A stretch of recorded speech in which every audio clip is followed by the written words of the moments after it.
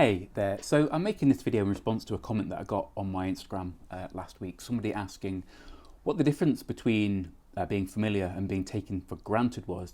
And that question was prompted because the person asked it so that they knew a lot of people making good content on YouTube, and they'd stopped, they've been doing it for a number of years and they'd stopped, and he wondered if making content was a good idea. It's an interesting question, and the distinction between being familiar and being taken for granted. So if we look into what being taken for granted actually means, it means that there's a lack of appreciation. The word appreciation is linked to value. If you appreciate something, you're literally raising its value. If a stock appreciates, it means its value is going up. So I don't know the specifics of this. I don't know the content creators. I don't know their audience. I haven't done any kind of in-depth analysis, so I can only speculate and give thoughts.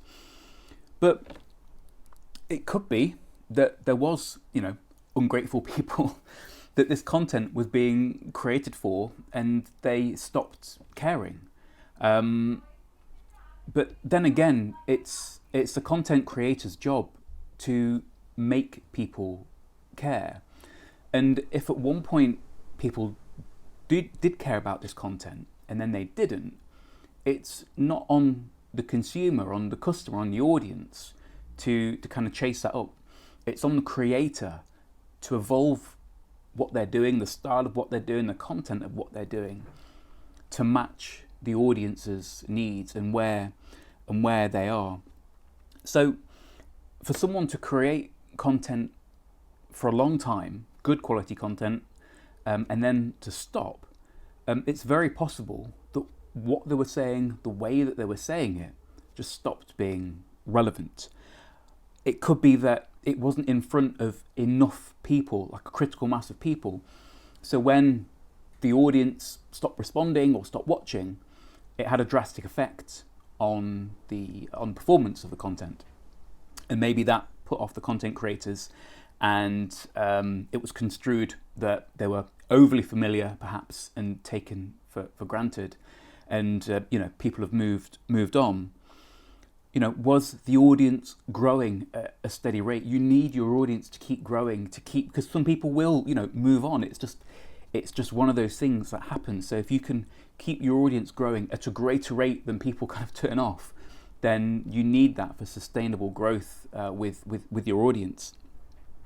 Was there another source of information that presented this information in a way that more suited the needs of the market? I don't know. That's a possibility.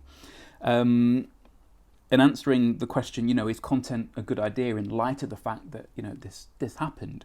Well, yeah, I think it's a great idea, but so long as the message that you're putting out is matched to the market, and as your market evolves, as their needs evolve, as styles of things evolve, you have to match that as well and keep on providing that value. If you look at people that have been around for years, even stuff like Think and Grow Rich, which is a book that's really, really old, it's very, very familiar, but it keeps selling at a tremendous rate, and it's because it's about something that taps into conversations that go on in people's minds. It's something that people want to learn about in a way that people are comfortable learning about it. You've got people like Jim Rohn, you've got people like Jim Collins, people like Seth Godin, people that are consistently putting out stuff. Seth writes every single day, so we're very familiar. And sure, some people might take him for granted, but maybe it's because what he's saying at that time isn't matching what they need.